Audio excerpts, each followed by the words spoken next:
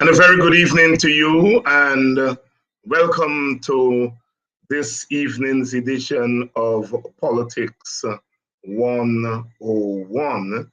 I am David Hinds, and I want to welcome everyone down to the program this evening.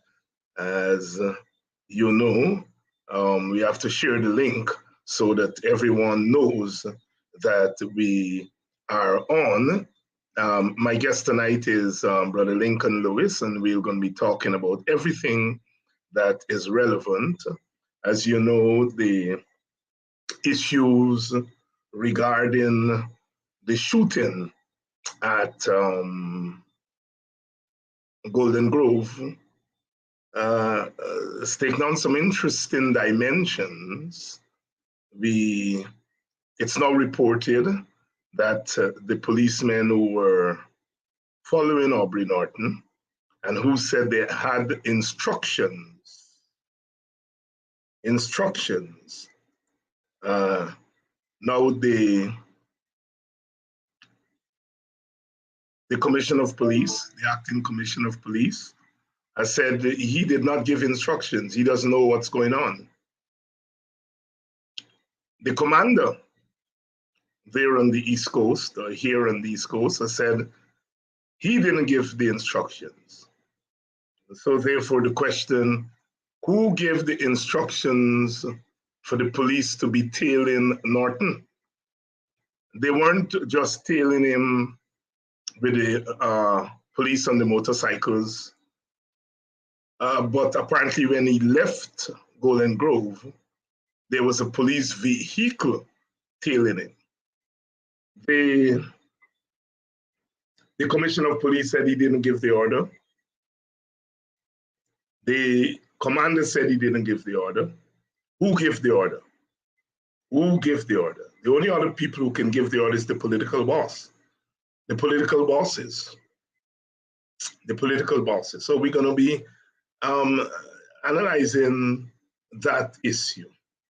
Please, please share the link. Share the link and let everyone know Politics 101 is on. If you're joining us from North America, welcome. Welcome to you. Welcome to you if you're joining us from North America. From Europe, England, and France. I know we have people joining us from those two countries. Please welcome down, and let everyone know that Politics 101 is on. Joining us from the rest of the Caribbean, Barbados, Jamaica, the Bahamas, Antigua, Trinidad and Tobago, of course, Grenada, St. Lucia, St. Vincent, St. Kitts, Nevis.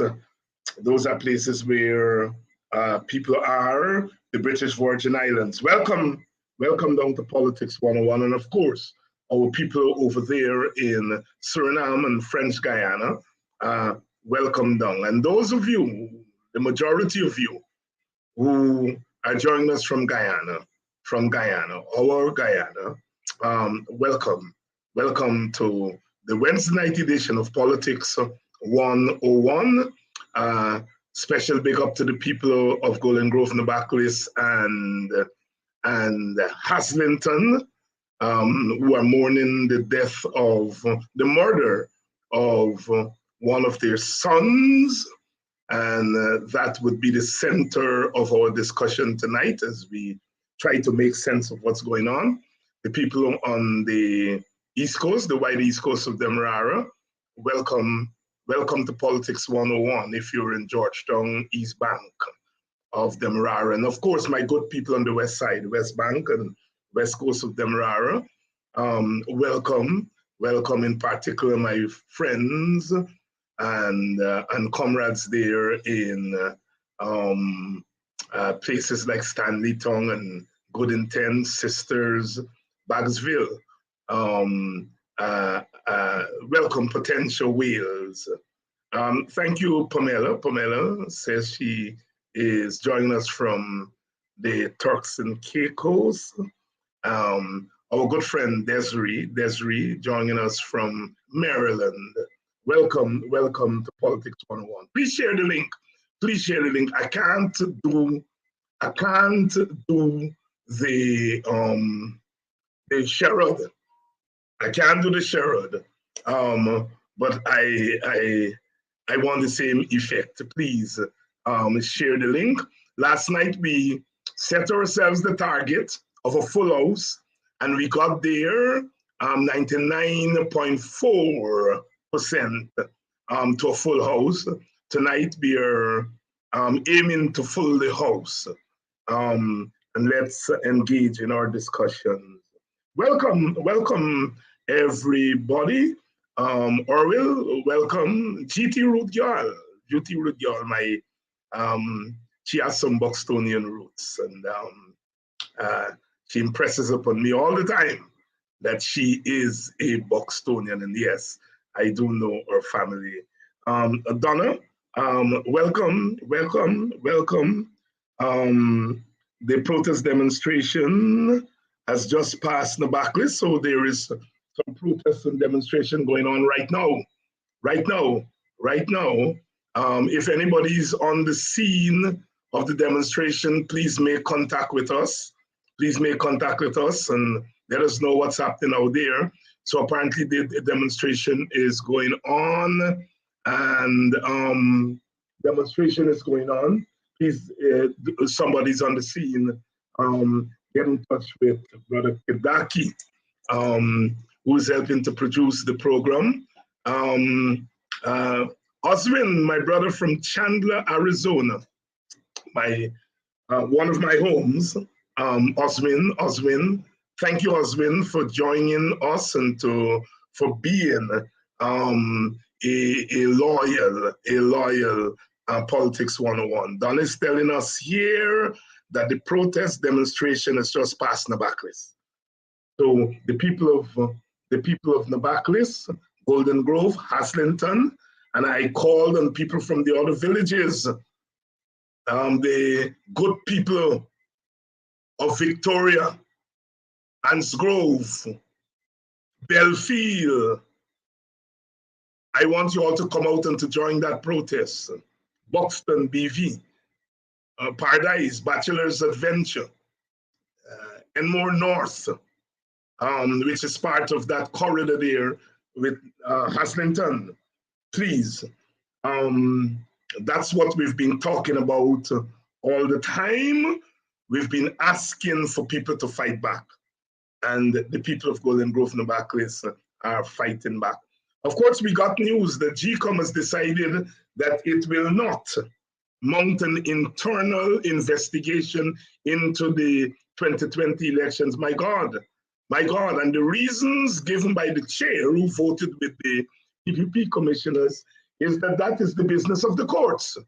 Well, when the PPP said that they thought Mr. Mingo and others were fudging the number, you didn't say that was a matter for the court. You decide you're going to investigate. Now you are called upon to investigate the elections, the full elections. You're saying you don't want to encroach on the court. Are we not fool? We already know what the investigation would show up, because the recount, which came about as a result of all the 60, already gave us a lot of evidence about what happened. And the PPP doesn't want that evidence to be put in a report. That is why they don't want the petitions to be, or they're fighting to get the petitions thrown out. They do not want that evidence. They don't talk about it. All they talk about is there was an attempt to steal an election. We're not talking about an attempt to steal an election. We're talking about an election that was stolen. And the government has said it's not going to have an investigation after promising that it will investigate. And now GCOM, which has the power to investigate, The court tell them that GCOM is one of those agencies that can correct itself. And all of a sudden, the chair is arguing she doesn't want to encroach on the court. And she's saying that in the absence of an investigation, she's going to depend on a report from the CEO. So she's prepared to use a report from the CEO, who was recently installed and who wasn't there during the 2020 election. So the CEO, remember when Mr. Lowenfield was there and he gave his assessment of what happened, he said he could not verify, he could not verify that the election was free and fair. He could not certify the election. They went to court and they said that the CEO is not a one-man army. But now the chair is saying that she will rely, it seems, on a report from the CEO on the veracity of the election. My God. My God. My God. My God. If we notice, the reasons given by the CEO are the same reasons given by the PPP. One has to give the chairman of the commission, one has to give the chairman of the commission the benefit of the doubt. But when the chairman of the commission, not only is she voting with the PPP commissioners, she's now echoing the words and the position of the PPP when it comes to investigation. We want an investigation of the election. The PPP said the election was rigged. But let's investigate. Let's have a thorough investigation of the election. That motion was tabled by the APNU AFC commissioner since February. And now, 4 months later, she has now ruled that she's not going to have an investigation. We are living in interesting times. We are living in interesting times. Those of you who have been calling for action, who have been calling for people to push back, they're pushing back there in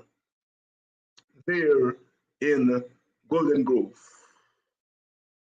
I've taken pains to explain on this program and on other programs, our business is not to announce the revolution.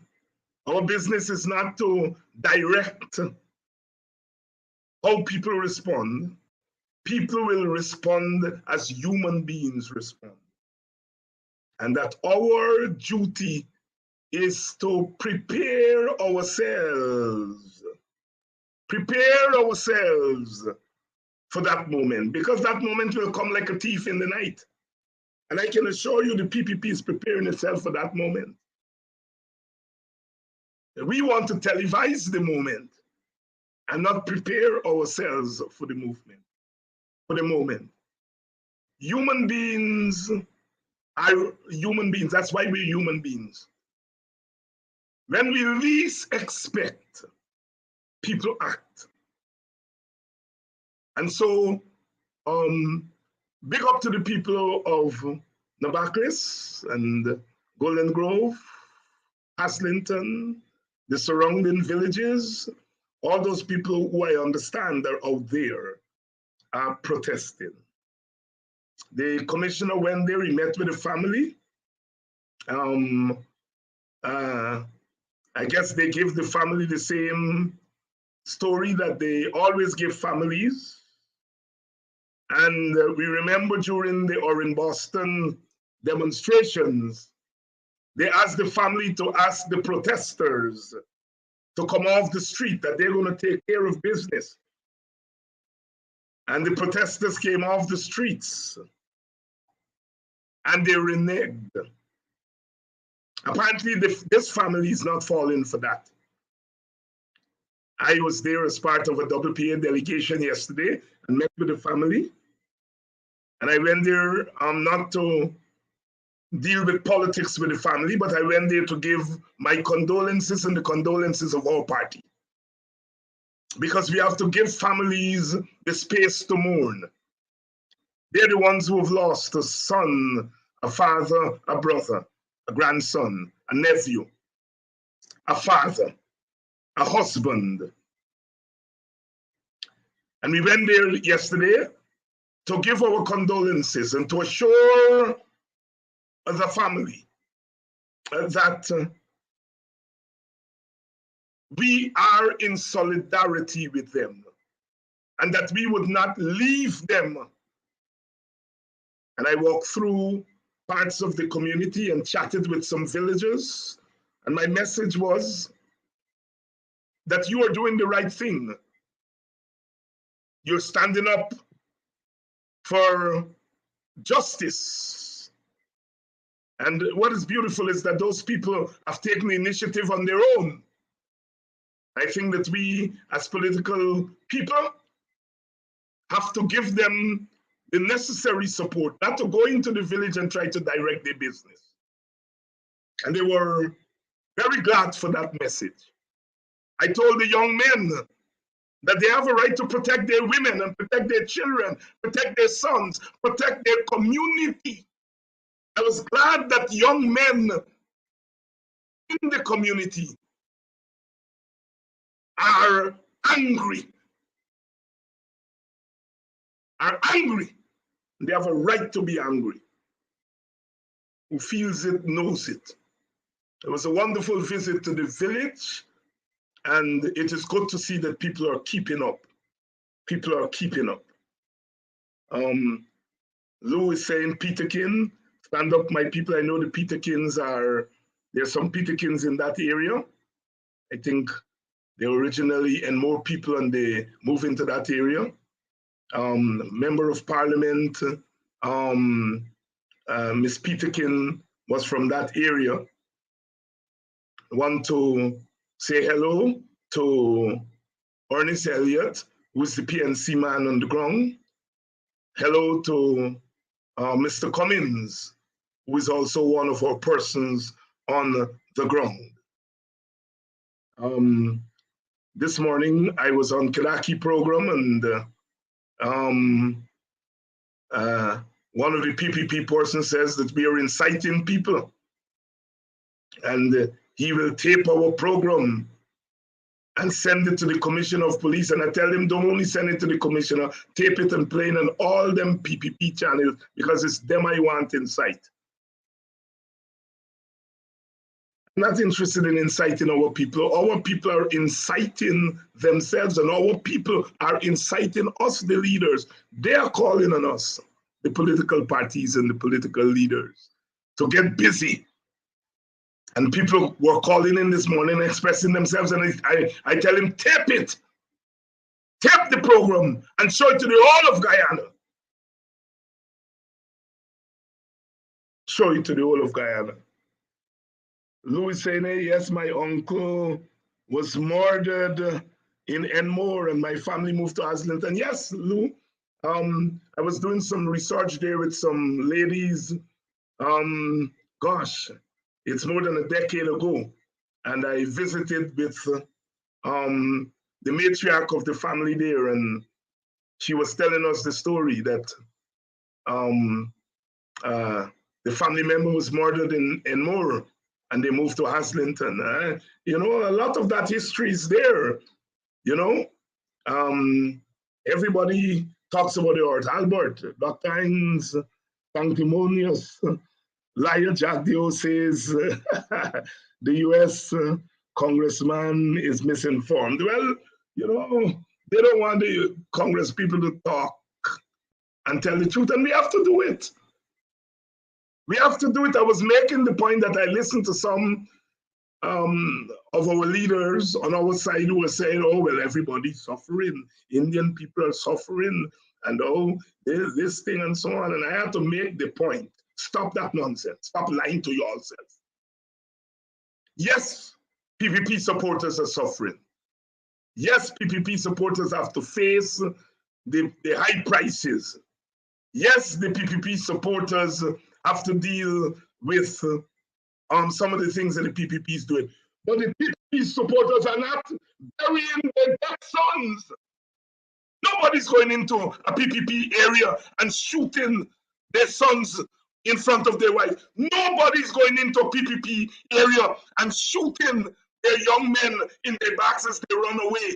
Nobody's going in to a PPP area and calling their young women monkeys. But stop this nonsense that is equal suffering. It's not.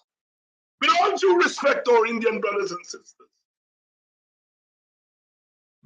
some of the suffering they're sharing with us, Black leaders don't like to talk the truth, and that's one of the problems. We play around with this issue of racial discrimination. And because we play around with it, we give space to the other side to kill our people. You ought to stop it. Not you all on this program, but you are leaders. It's not equal treatment. Nobody's going in Enmore and Enterprise with sting operation. They got guns in there. They got drugs in those villages. But nobody's going there in sting operation. They come in our communities with sting up. Speak the truth. You all dance around too much as leaders. Because you're looking for some crossover vote. Some crossover vote. My brother Dick Gregory would say, what kind of fool is you? You're allowing your sons to die because you are trying to get some crossover vote. The time for votes will come. But now it's not about vote. It's about protecting our young men, our young women from being abused in this country and from being murdered. And our leaders can't open their mouth and say, one set of people are being murdered. The PPP supporters suffering too. They're not going to vote for y'all. They're not going to vote for y'all. At least not in the near future. The people who vote for y'all, it's their son that is murdered. It's nonsense with our Black leaders or playing with the lives of our people. I'm not in the business of criticizing our fellow leaders, but I feel strongly about this point. It's nonsense about equal suffering. Not equal suffering. Well, let me bring in my brother, because if I get going here tonight, good night, Brother Lincoln. Good night, you get going already. Good night to the viewers, how you been doing? My comrades and so forth. Yes, how have you been doing? Well, I am raring to go. You're raring to go. Yeah. This is not time to give up. This is time to fight back. Yes. And the people of Golden Grove, Nabakris, and Haslington are fighting back. I love it. There you go. And they're not fighting back because you went in there and I went in there to tell them to fight. They decide to fight on their own. The struggle has thrown up natural leaders. So there's no need for us to go there to tell them what to do. There you go. There you go. Lincoln, you've been around this thing long enough. You have seen our young people being murdered over the decades. 2022, we're still burying our dead. Not from natural causes, but from the violence of the state. The young man who pulled that trigger and killed young Bacchus, he was acting as an agent of the state. The gun that he pulled, the property of the state. Talk to our audience. Talk to our audience. Put in perspective how you see this most recent manifestation of barbarism on the part of the government. Let me start by making this point. That where the property belongs to the people. What has happened here now is that police officers have been given immunity over the years to shoot people, and primarily people of African descent. And in so doing, they have been protected by the arms of the state, by the police force. First and foremost, people got to start drive the commissioner of police away when it comes to them to give it sympathy. We're tired of this thing where we're talking about sympathy and we're burying we dead. And all you come and say, we're going to take care of the expenses and we're going to take care of the wake, we're going to bury him and so on. These are our brothers. These are our children. These are our cousins. We have to stop. We have to call a spade, and we have to stop this thing of continue burying our dead. Under the PVP, you remember the early 2000s? You remember how many dead, how many young men we had to bury?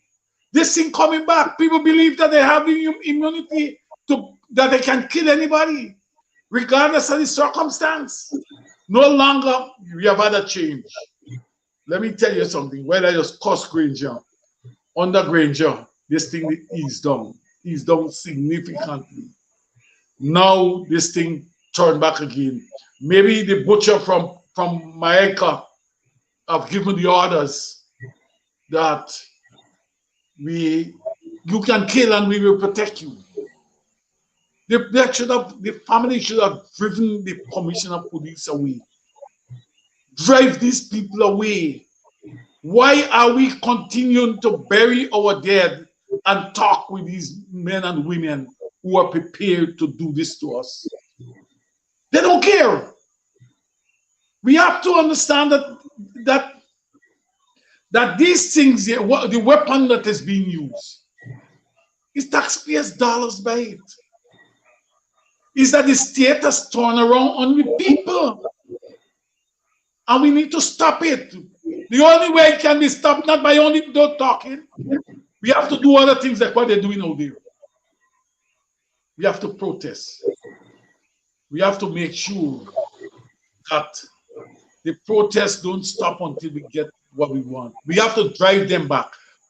This thing where people believe that they can take gun, take the state gun and shoot at me, like what they did to the guy in Dartmouth. And they decided that the commissioner representative or the divisional commander went down. He talked with them. He asked them to come off the road. Everything will be all right. If people didn't protest, continue to keep this thing in the media, they would have never charged anybody. And we don't want inquiry. We want this before the courts. And we must know who are the intellectual author of these acts. Who is behind it? Because I don't believe that the policeman is so mad that he just come out and just shoot this man. Must be something behind it. And whosoever behind it must face the consequences. Let me put this to you, Lincoln. The very day of the shooting, that they shoot this young man, another policeman or a set of police apparently went through the very Golden Grove shooting. He went through Paradise, near where you are up there, or in the village that you are, shooting. This morning, papers say that man, that police who was shooting, has been charged. And he passed through court He was charged for shooting within 100 feet of where people are and so on. And they put him on 50,000 bail. No investigation by the police complaints authority. He was shooting up. There is evidence that he was shooting up. People tape it and they pass it through the court. This man who shoot young Bacchus, there's also the tape all over the internet, all over the world. Why you don't shoot him? Sorry, why you don't charge him and let him go through court? Why you sending his story to the complaints authority and another police who do less than him? You charge the police and put the police before the court. Talk to me about that double standard, Lincoln. There, in this society, they're glaring double standards, and that's why I take the position that let me tell you something. In circumstances, currently, what the things that are taking place, the time has come that we have to get rid of. We have to call for the heads of the divisional commander, the heads of the what you call the commissioner of police, because the commissioner of police can't come out to say he don't know. He has to answer to this to the people. He must answer to us. The divisional commander must be the same thing. This wanton killing by officers in the force must come to an end. Is that every time these things happen, somebody come, somebody say, we're sorry. We can't, sorry don't bring back life.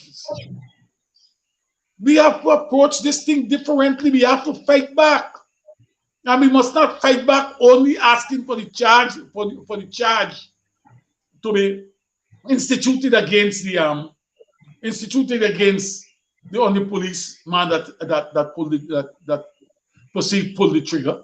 But we must also ask for something to be done about the officers in line.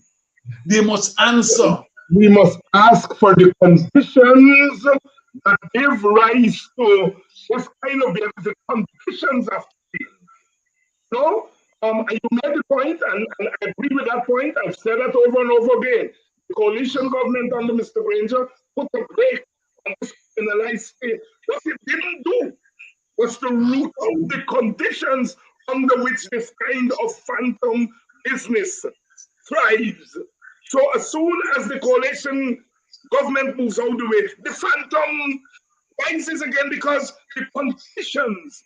So our struggle must not only be for justice for the victim. It must be to root out the conditions under which this kind of phantom business thrives. That our struggle has to be not just to get some small redress. Our struggle has to be for fundamental change and transformation in this society. Let me tell you something, David. Our young men will be killed. Let me tell you something. This story, this response that we have been getting from police officers, man, these instructions come from higher up and these type of things, when things of this nature happen, you gotta come to an end. We can't be in sympathy with men who telling you that instructions come from higher levels, where people's rights are being transgressed and laws are being violated. We cannot be in sympathy with them. If you take a job, you take a job to do it properly. You need to demonstrate certain competencies, and you must have the will and the testicular fortitude to stand up for what is just and fair. We have to take these guys on. What words mean, Lincoln? Testicular fortitude.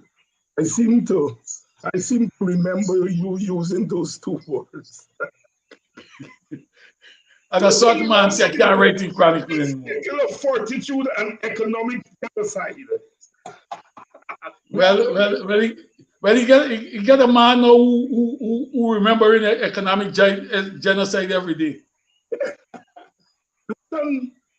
You and I have spoken privately, we have spoken publicly, and we have agreed that them little boys who saying the taking instructions, we gotta make the start taking instructions from we. They come home and sleep in we communities. The women and girlfriends are in our communities. Mother and father in our communities. We got to impress upon them that they got to start taking instructions from we. Elaborate. Yeah, let me tell you what. These men need to realize one thing.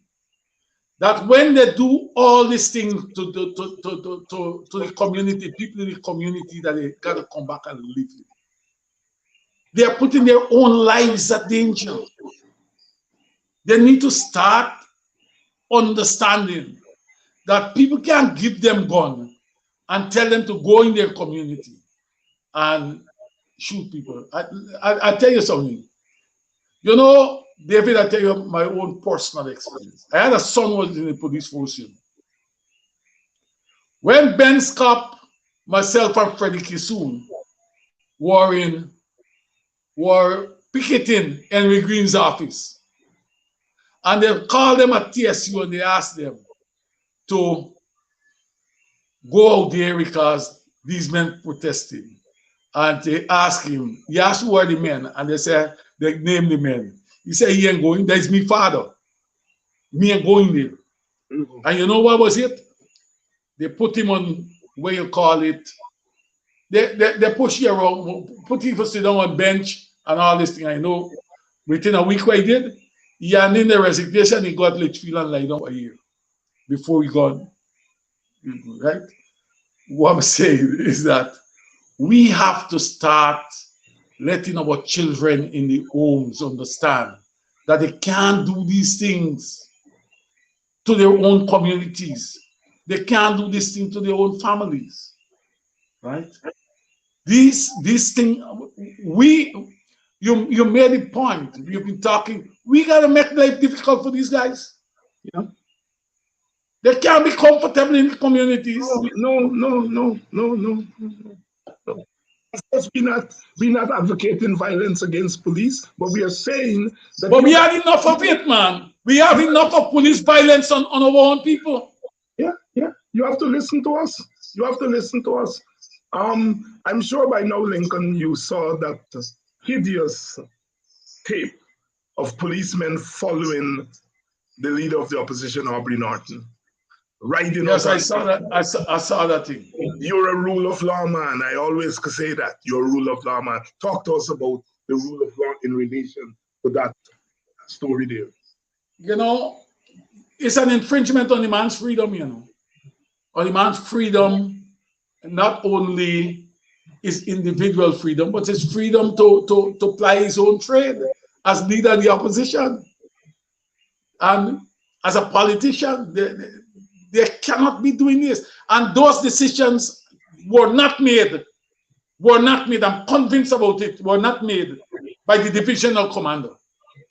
I am confident that those decisions came from the political directorate in this. I know they operate. I understand they operate.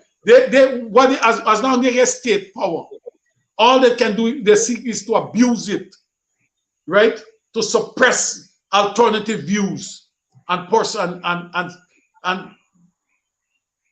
drive fear into people who they believe that will challenge the level of autocracy that exists in this society. And Lincoln, I'm with you on that. The police commissioner say he didn't give the instructions. The divisional commander say he didn't give the instructions. They may not have intended it to be this way, but they throw the political bosses under the bus as they should. I am convinced, like you, that is the political bosses who give that instruction. And once again, they are making it very clear what their intention is. I said on this program last night, and I'm saying it again. Whatever our disagreements with Brother Aubrey, political and otherwise, as a community, we've got to protect that brother.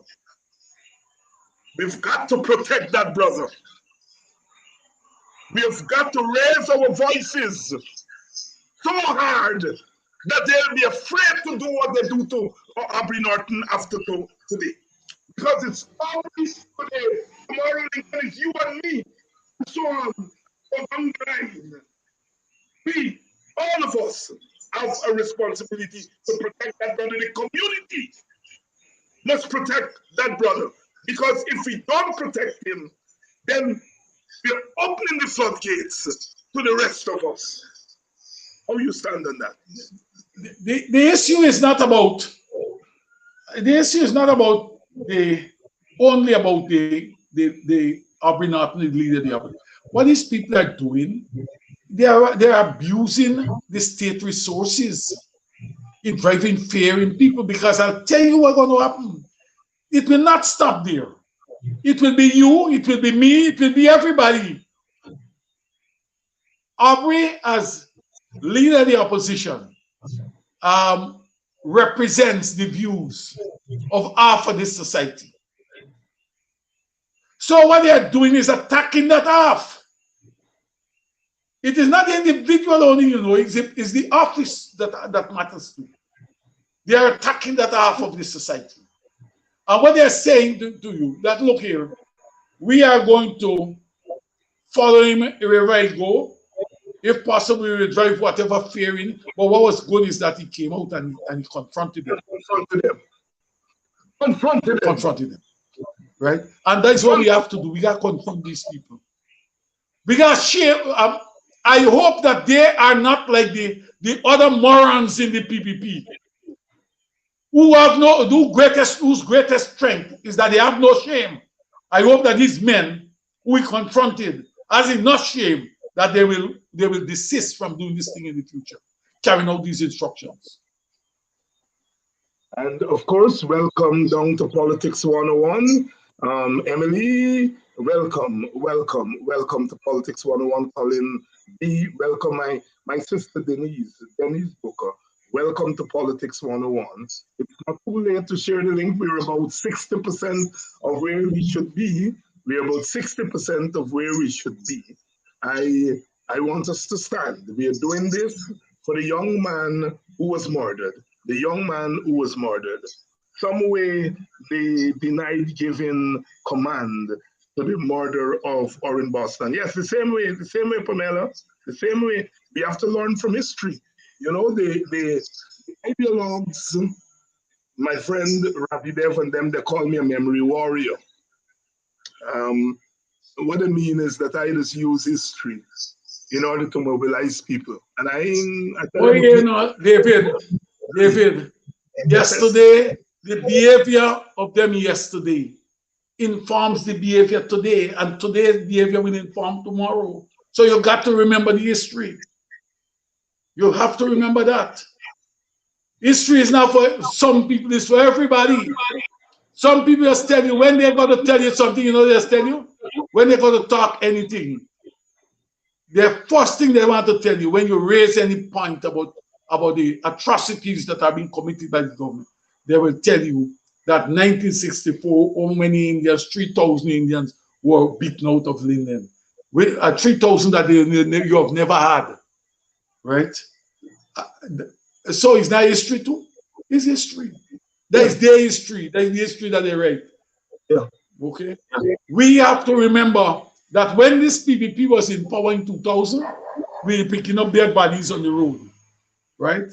And since they come back to power, there's a lot of dead bodies we find. A lot of shots are being fired on people. We have to remember that. That is what will guide us. That is what will guide our behavior, how we will see them and how we will behave towards them. I think some of the Denise is saying the volume is low. Let us know if it is improved. The volume here. Good night to my brother Orrin Arthur from BX,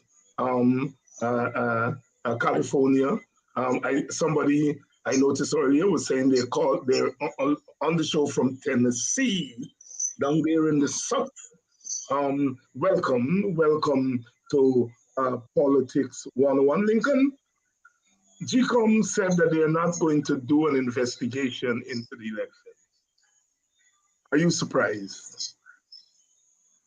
No, I am not surprised. Why not? I am not surprised. I have seen, when you're reading the commission, the chairman of the commission and the PVPs, they're playing cricket with football. The ball big and coming in front of you. These people, why they don't Hold on, reason anymore. Ernest, I see you on. Just give us a sense. Somebody said there was a demonstration early in the evening. If you can tell us what's happening there in Golden Grove, the Barclays Haslington right now. Go ahead, Lincoln. Yeah.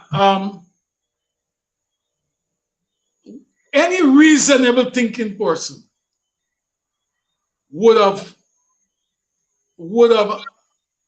accepted such a request, because you live in a society that is divided. Half of the society believes that the elections were rigged in favor of the PVP, and a number of people in the PVP believe that the coalition went to rig election.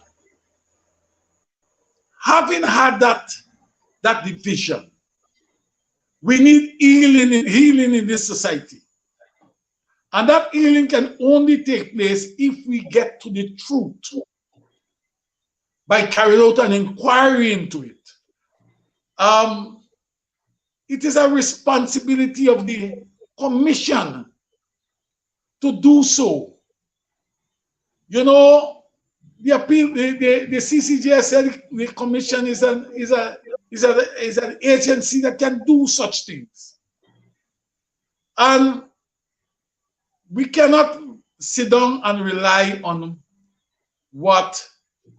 a commission, on a what we call a CEO, whose appointment was ensued with the level of rancor and political divisiveness and so forth, to come out with something that is objective.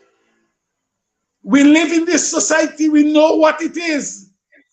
You don't tell me that the CEO,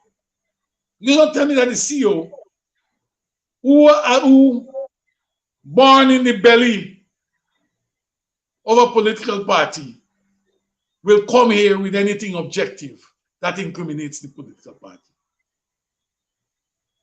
So I will want to,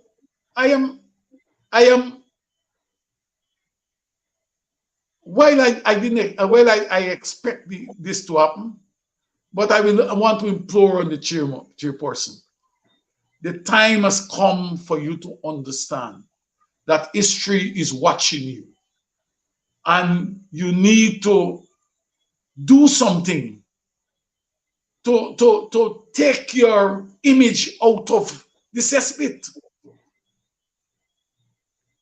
She has to do something. This is not only about money, or maybe the culture that I'm from may be different to some other people.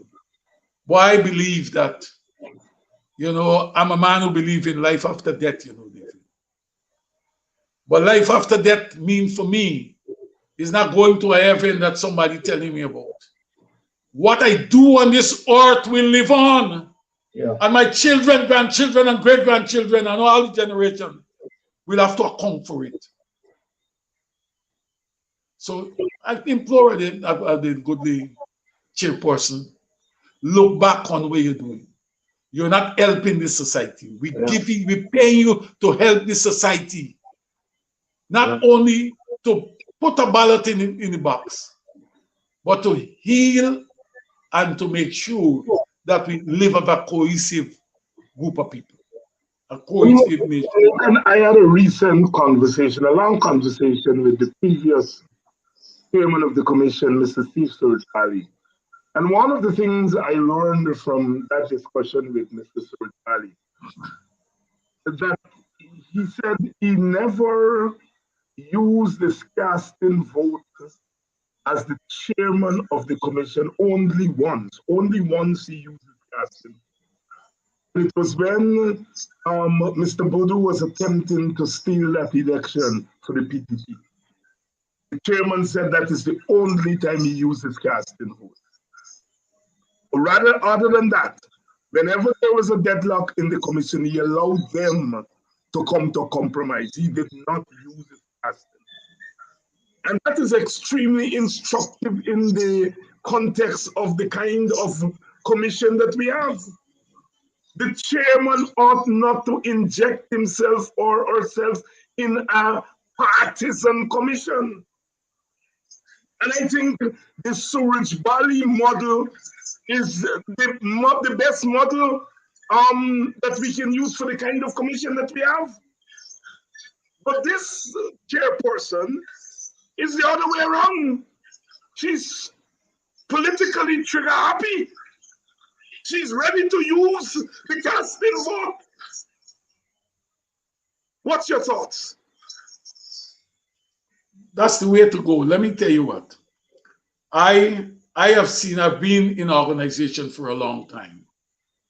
And I have seen that division, when you ask for a division, every time you ask for a division, is that you divide for a vote. In fact, you divide the organization more than anything.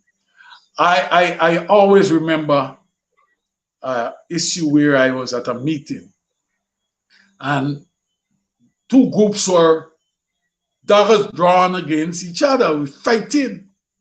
And the man who was supposed to bring the thing to order, he got up and he went away, repaired to his office. And then after a time, somebody said, "What the man call the man name? Where is he?" He said, "Gone." You know what happened? Everybody sit down now and said, "This man gone and left them." So you know what we were left with? We were only left with an opportunity now to work it out between and among ourselves, right? You know, if you, not every matter, you ask for division. You don't do that. Maybe the chairman believe that she's a judge. Yeah. And she got go there for vote, for give a decision. She has to work, allow people to work, and it is stupid for you to believe that standing up for one side against the other will bring about justice in this society. What it requires is the will of the people who are in the room to work together. That must be it. If you don't have, in the absence of that will, you're going to get just what you're getting right now. You know what's going to happen? They have taken the decision. But half of the society say, "We not worried about your decision. This is we view, and you're helping us to change our view." You're not helping them, you know. What you're doing is really telling them that we don't care what you say. And because you don't care what you say, that's why people marching right now at Golden Grove in the Backlist. Yeah. People don't care. They are provoking people. The chairman of the commission has to realize that in a partisan commission or function is not to exacerbate the partisanship, but to be able to neutralize it. It's your philosophical outlook. What is my function in a division? Do I exacerbate the division, or do I try to contain the division? And it seems as though the system is being driven by the notion that our function is to exacerbate the division. I don't believe she understands her role. There you go. I don't believe she understands her role. There you go. That's why I'm saying it's a philosophical outlook. What is your worldview? What is your view? What drives you? Madam Chair is not an ordinary person on the street. She's a lettered woman. She's a judge. She's learning as our villagers and people in the community would say. How are you using this very important office? Do you want to go down in history as aiding and abetting the division of the society before the division? I want to tell you this, David. Do you want to go down in history as at least using the office to try to bring consensus? David. Yes, my brother. Let me just tell you what. There are some mistakes that have been made in life. You see that story, that idea that the man who appointed the chairman of the commission says that it has to be a judge and a judge. They created it. Let me tell you what. You know why Steve Surridge Bally could have done what he did? Because Surridge Bally worked in the public service. He had people he had to manage. He managed people. He had to manage the behavior of people. When you're a judge, you don't look at the behavior, you look at the law. And in this case, it's not the law. This case is that I will come down on one side and so be it. Yeah. Right? It is that what is absent. Yeah. Yeah. Yeah, you know, during those 5 months, the court, at the end of the day, the court is really, in those 5 months, and I have respect for the courts as an institution.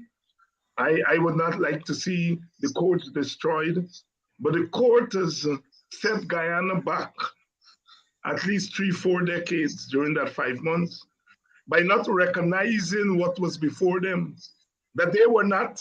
What the issue in those 5 months was not just simply the law. The issue was the survival of the society. Look, 2 years. 2 years later, the police is killing people like fly. 2 years later, the government is sharing out money like if it's their money. The courts have to take some responsibility for the outcome of the decisions during those 5 months. We have to lay it at their doorsteps that they are responsible for the life of this young man. They are responsible for the life of Orin Boston and Peter Edley. They are responsible for what happened to that young lady, Miss Bollers, because they did not recognize in 5 months it was not just simply about an election. Let me just society that has discovered oil, and you have 2 warring factions who are competing with each other, and the court let down. The decisions they took, they let down our society and has put us back 4 decades. Lincoln Lewis. Let me just tell you something. The people who we are finding ending up at this strategic position, do not justice for us. And we have to look back and see where the errors were made. Let me give you an example of something. King Gibson had written a book, Cycle of Racial, what was it? Cycle of Oppression. Oppression. Yeah.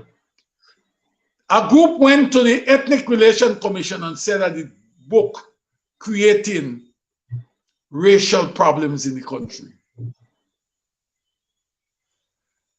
You had evidence. There was a commission headed by one Bishop, one Edgel, who is now minister. That commission voted to have the book removed from the shelves and make some other recommendation. You know, when they did it, you know, not one shred of evidence they could have provided to say that this book created racial problem and this is what happened. Not one shred of evidence. But you know what they did? They removed the book. Because a group of people who are the heirs of the political directorate say that it is so, and it must be removed. It must not be sold in this country. You know, that's why you talk about economic genocide. People rate worse than that. People say all kind of things and they do all kind of things. They're taking me money.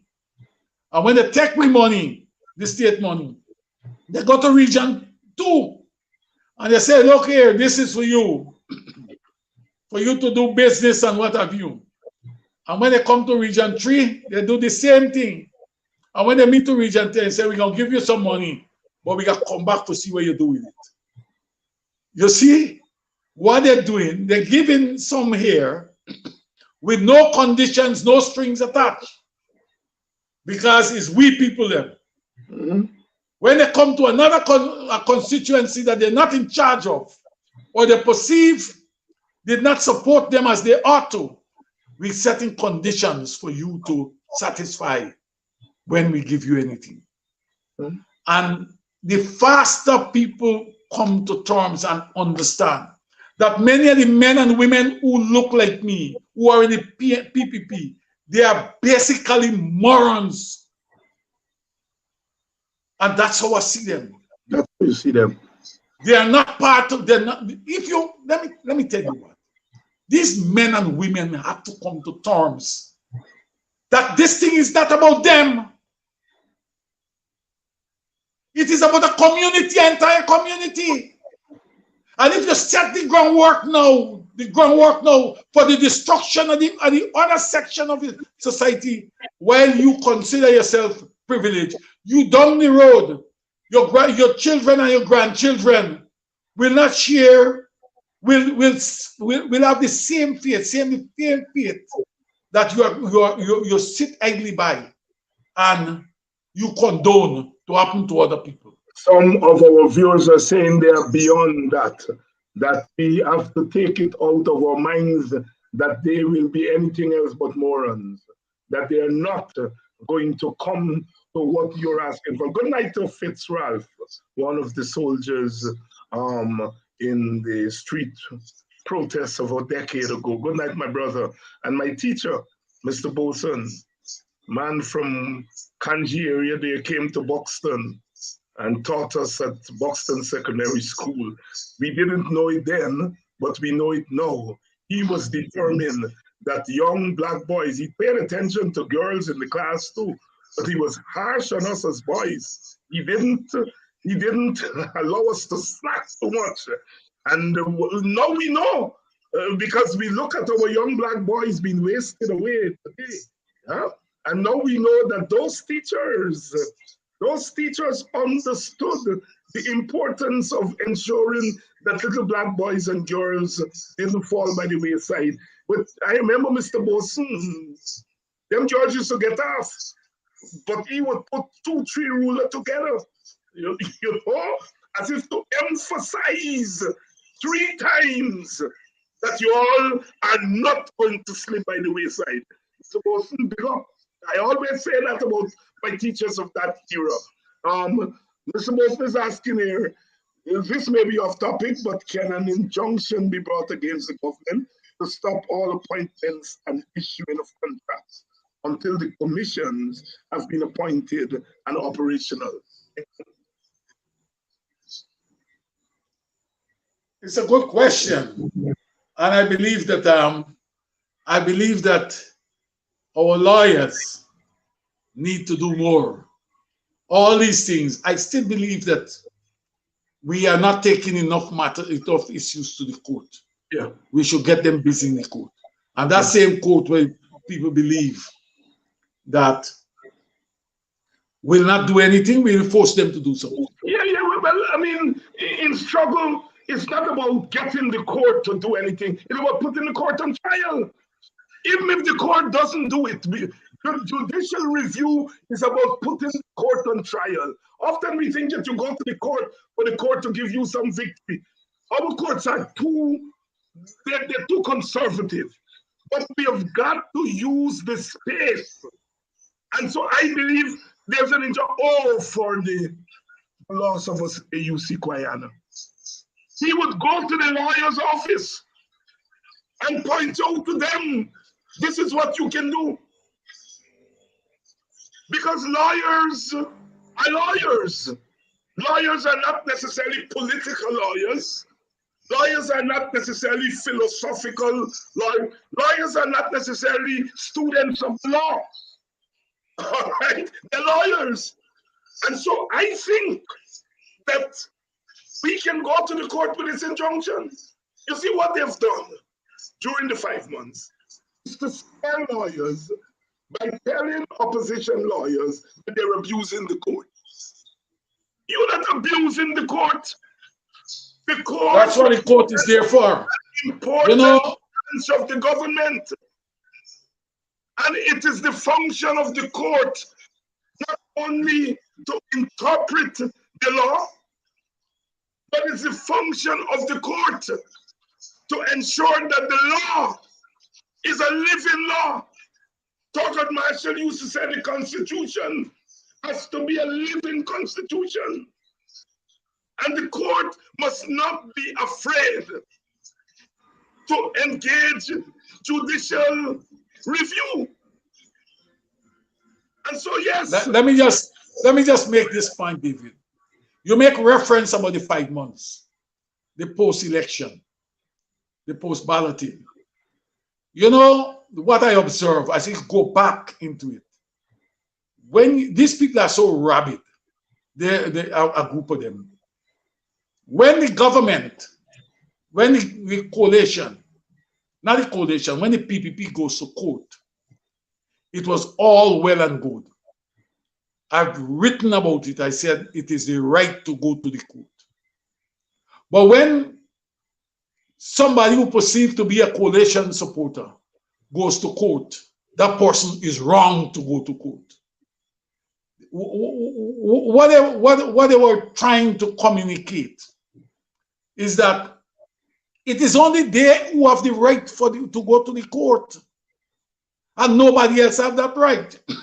And some people may have bought into it that they have had that you shouldn't go to court, or they have demonized this court issue so much that people are afraid to go to court. But I still believe that the lawyers got to take this matter to the court. That's right. And I tell you further, the lawyers in this country got to think that they have to understand that they have to do service for society. Yeah. Many of them have had free education. They got to give back. Yeah. It's not money every time to get something done. Yeah. No, you're about that. When I was a young man in the 1970s and the 1980s, I had 2 lawyers for free for all that time. Benji Gibson, King Gibson's father, and Peter Britton. These are men and women who came and volunteered. They were Peter Britton and Benji Gibson wasn't 3 cents by them is big liar. You compare them by them men that represent me alone have 2 liars. Peter never, every time he saw me, he would say, "Boy, I was your liar, You get popular now. Please remember, I was your liar." Those were the days when people like Theo Adams, Odell Adams, do that thing. Big names would represent you for free. If there are young lawyers in this audience tonight, I want to implore upon you that, as Lincoln said, free education. And you all have to give back. In recent times, there was only one young lady. She met me one day. I had gone to court for some matter. And that young lady said to me, she came up to me, she said, "Mr. Hinds, I admire you. I'm not a political person, but if you get in trouble anytime, I am prepared to represent you." One young lady. And in this regard, I want to thank people like Darren Wade. Sometimes I have to hold back Darren. Young E.U.C. Anderson. And of course, Mr. Nigel Hughes. But I stress Darren, and now you see, because they're young men, and we need more of our young people to recognize that is part of the struggle. And so, yes, our lawyers have to become part of this struggle. They have to be able to think through the law. They have to be able to become students of the law. They have to be able to become activist lawyers. Ornissa said here that yes, there was a demonstration. Yes, there was a demonstration along the public road from Haslington to Nabaclis, which concluded about an hour ago. Good work. Don't let up. Don't let up. And give thanks to that family for not falling into the trap that they put that family on their Sequebo in. Thanks again. Big up and thanks to the people of Golden Grove, Haslington, and Nabaclis. Can't stress it more. Can't stress it more. Because I've said over and over again, do not holler at people. Do not direct them how they must struggle. Because struggle and resistance are like thieves in the night. You don't know when the bell will ring. Just be ready. And I'm saying to you in neighboring villages, please join the struggle there. Good night to you, Joylin. For the coffee. Coffee is always stressed. The courts, the law, it's important. We have to stop the law from being a jackass. We have to stop the law from being a jackass. Good night to you, Egerton. David, who's a regular. Every night he's here. Emily is here every night. Colin is here every night. Want to thank you all for coming on, because look, this is not, I know people are frustrated, and they're obviously quite correct in saying that, too much of talk, we need action. But we have to understand they don't want us to do this kind of talk. They want us to go away. They want us to close down. Because this anytime, David, anytime we stop talking, we're giving them license and we're helping them, because what they're going to do, they're going to go outside in the regional and international community and say people are satisfied. There you go. People are not saying anything. There you go. You know what keep them? Yeah. While they want to run over us, they want to drive the bull, right? But why stopping them? It's just this what we're doing. Yes. Because this will expose them. So we cannot close this down. We got to talk. And let me tell you further. I always say it, that even today, when you're talking about war in the Middle East, somebody in Europe or in New York, you may get a group talking. You still have to talk. But this group A believe that they shouldn't talk. Yeah. We will talk. We have to use the talk. We will talk, and when we talk, we have to use and the people acting, then we're going to move this thing forward. Yes, we have both as all the things have to complement each other. They're telling people, don't worry with Lincoln, Lewis, and David, and saying nobody following them.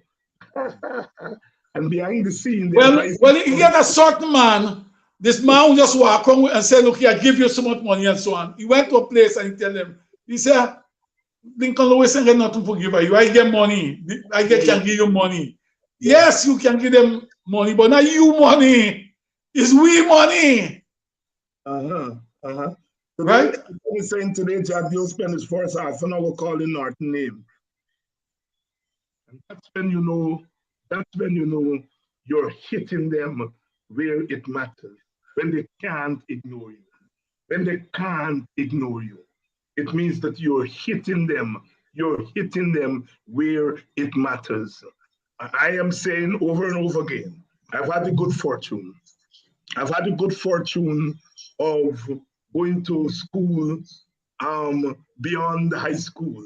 I've had the good fortune. And that good fortune came through the sacrifices of people in Guyana, Guyanese people, and Black Americans, that I could go to university. And I feel that it's my responsibility to use that knowledge, to help to move our people from one point to the other. I'm unwavering with that. It is luck, because I go back in my village and I see young men and women who are brighter than me, because they didn't get the opportunity that I got. They couldn't go as far as I went. And I owe it to them. I owe it to their children. Some of them bring their children to see me when I'm around, and to say, I went to school with this man. And I said, and finish it. You are brighter than me, right? I'm very clear about that. And so therefore, we have to give back, because we have the opportunity that others in the community didn't have.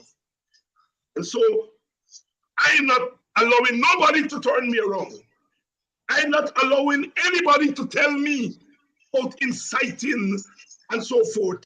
I am proud to incite my people to justice. I am proud to incite my people to stand up for righteousness. I'm proud. I wear that with a badge of honor. If nothing else I do in life is to incite those poor and powerless people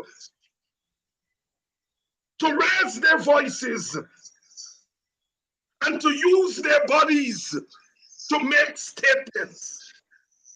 Right throughout history, people have been assaulted.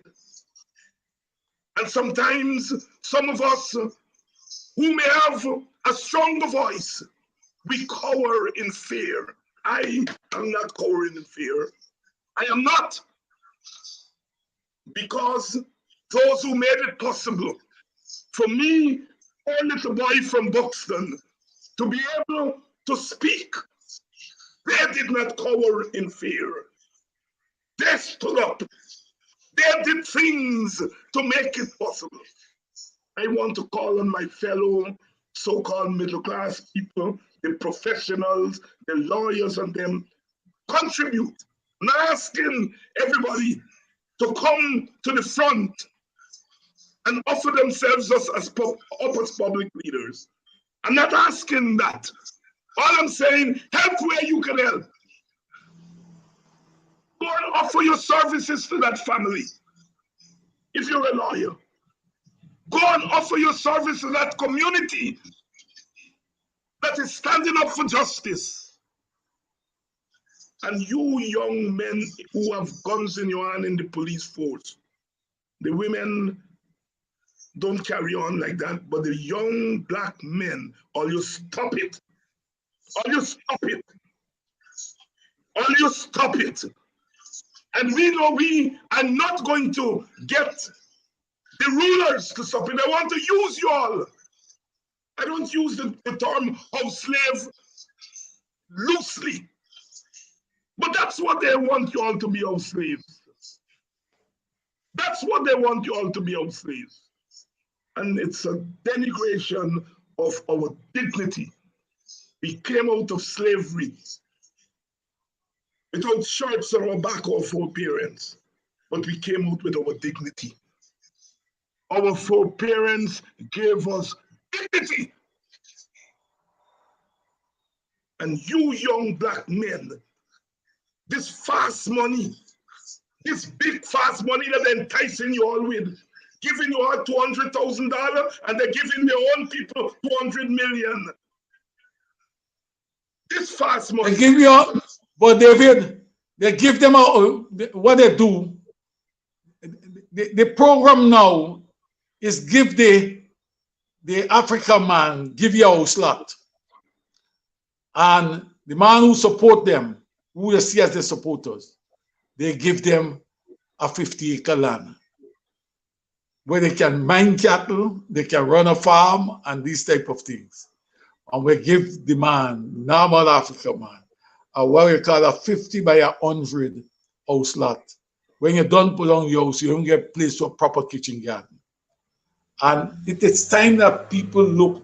I'm not telling people not to take it.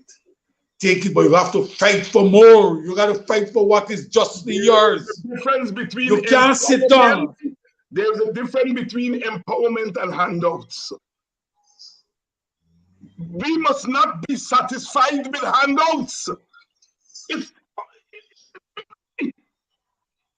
I grew up poor. You grew up poor, Lincoln. And our parents and grandparents would say plain, they don't want handouts. But if my forebears didn't fight, I would have been in slavery. If my forebears didn't fight the system. I want to make it clear. And I want people to understand that we gotta fight. If we don't fight, we're not gonna be leaving anything for our children and grandchildren. We gotta be prepared to get out there. As I said the other day, I grew up as a little boy in Buxton. Every day, I see we young people, we see a UC choir leave the village. Every night we see come back in the village. We know he's a big national important man. But the fact that we saw him every morning leaving, we saw him coming back in the evening. We see him going to wakes. We see him going to concerts. He has to leave and come for half an hour. He would sit at our concerts as little children. If he just got to catch the funeral at the graveside, he's there. I grew up and I see that, and Diana didn't have to say anything. Just his mere presence made a difference in our lives. He was an example. And people like myself will never be a choir. And we shouldn't even try to be a choir. But one thing we can do is that we can take at least one leaf out of his book. Be among our people. That young woman yesterday in Golden Grove, I stopped at a little boutique. And that young woman gave an analysis of the shooting. Impeccable analysis. And when she was finished, she said, I know you will agree with me. I said, you know me? She said, yes, I know you very well. I know your politics. I know everything. The fact that I was there, I didn't have to say nothing. Our impeccable analysis was validated by my presence. I didn't have to say, Joel, you're right. She said, I know you will agree with me. She didn't ask me. She tell me. And sometimes we don't know what it is to be among our people. The young ladies on this program tonight from Haslington, and my late friend, Ronald Willibus, he would be on my case. Politics is also about socializing. And he would drag me from Buxton to go to Hinds at Sister Thomas' place. I went into Golden Grove there yesterday, and you know, some of the men are telling me, I know you, you know me, you talk to me, man, at Thomas. And I didn't quite pick up right away, you know, that they were talking about Sister Thomas' place. We have to be among our people. We have to be among our people. We cannot run a struggle as armchair generals. We have to be among people. It makes a difference. You don't have to say anything. The very fact that they see you every day, it makes a difference. And we have to get off that nonsense about who bring what to the table and who didn't bring what to the table. You're a little boy and a little girl and you're going up. Somebody got to sweep. Somebody got to wipe out inside. Somebody got to wipe down the step. Somebody got to fetch water. Somebody got to go and buy the fine rice to feed the chicken them. Somebody got to do something. That's how we survive. And this nonsense we get into what they bring to the table. This whole notion that some people or some groups are more superior than others. When it's time to do work, and he didn't say, well, David, you more bright than Denise, or you more this. In fact, you supposedly more bright, is more pressure upon you. More pressure upon you. And this nonsense that we get into the black community about who bring this and who bring, we are all responsible for ourselves. Professor Lilliford said, all we have is ourselves. All we have is ourselves, and we have to maximize. People tell me that I coddle Aubrey Norton. I don't coddle Aubrey Norton. I disagree with Aubrey Norton on a lot of things, but I'm saying Aubrey Norton is under the gun. He's under fire. And it's not about my disagreement with him. It's our responsibility to ensure his safety, to ensure his viability. If his voice is here, we have to lift his voice 10 times louder. Get off that nonsense about whether you like the man or you don't like the man and so on. I disagree with him, maybe half a political thing. That is not my business now. My business now is that he's the leader and he's under attack. If he gets into office tomorrow and he does the nonsense that the others have done, he's going to hear from me. And if he continues not to, if he decides not to stand up for our people, he's going to hear from me. But right now, I am not joining. I am not joining with the oppressors to put him down. There comes a time when you have to take a stand. David, yes, my brother. You know what is the problem? We get one society that is very fanatical about the leaders and what their leaders do. And you get another section of this society that is very analytical. We don't know why we are analytical about these type of things. And in their analysis, what they attempt to do is to say, look at, we criticize over here, and if over here, we find over here, we criticize over here. For us, they believe being analytical is that you got to criticize the other side. It's not that. I want them to understand. It is the issue in front of you that you analyze. The issue, the point that you're making here about Norton, the issue is that they are now sending their goons out there against behind a political leader. When they finish with the political leader, they're coming for the second tier, a leadership. And when they finish with that, they come for the third, and then there will be no leaders. And this is what we need to implore upon people, that's the issue that we got to look at. It's not the individual. It is the goons coming to take out the leadership of the community.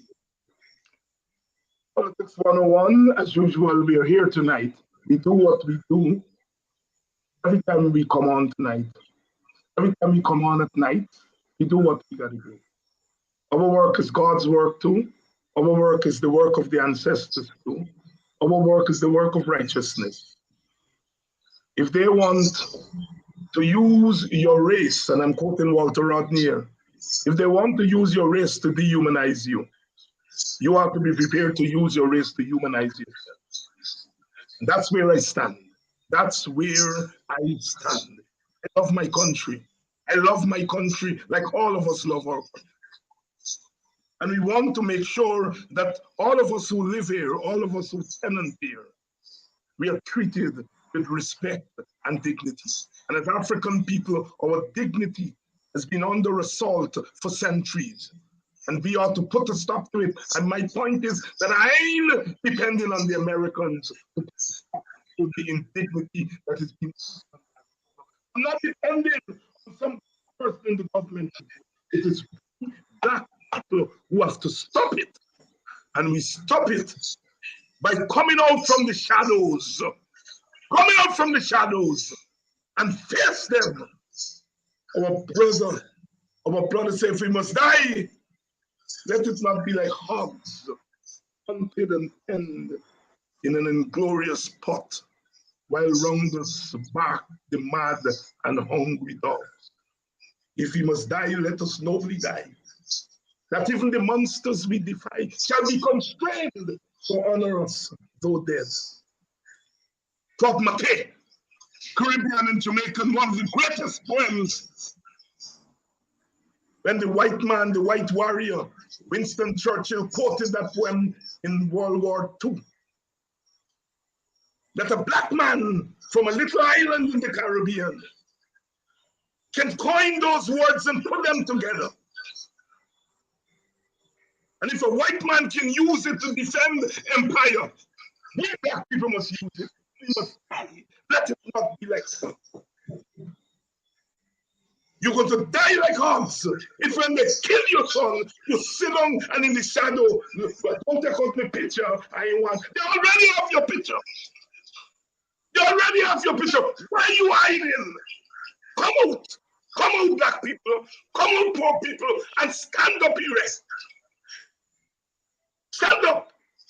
If we must die, let it not be like hogs until an end in an inglorious spot. If we must die, let us nobly die.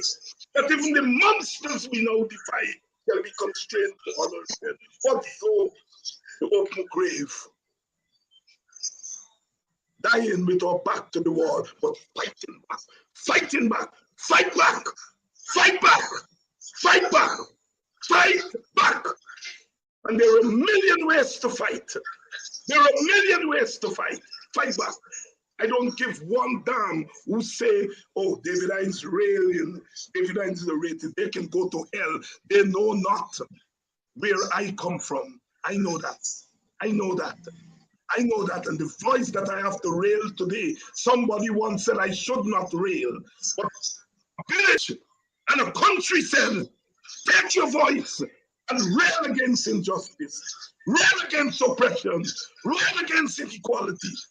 I don't give one damn about what anybody say.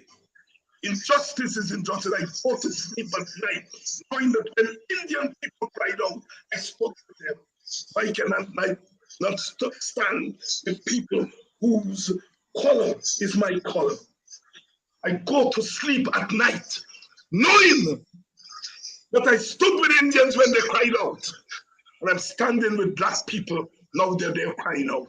I'm standing with black people now they're crying out. And I'm saying to you all, stand up for yourself. Stand up for yourself. Lincoln, now it's your closing thoughts.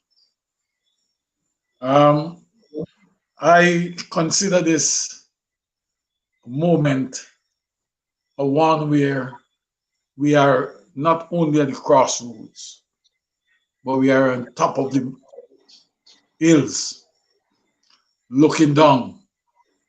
Consider ourselves looking down on those who are coming, believing that they can take us out. We got to hold hands and we got to fight. I call on everyone. This year is not about you and an individual, but it's about the tribe. And we got to defend this tribe, regardless of the circumstances. Thank you very much, my brother. Have a good night. Thank you Have so a good much. night. I want to thank you all. We were 70% tonight. You have better share this damn link tomorrow night so that we can get a full house.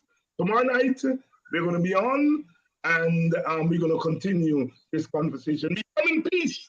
We come in peace. And we live in peace, but we live with righteous indignation and we carry it on to tomorrow. Tonight, we weep. What they said, we'll weep tonight, but what? What happens in the morning? Joy cometh in the morning, and we have to work for that joy when it comes tomorrow. Stay good tonight and wake up tomorrow ready to face the struggle. Good night. Tomorrow night, we'll be back.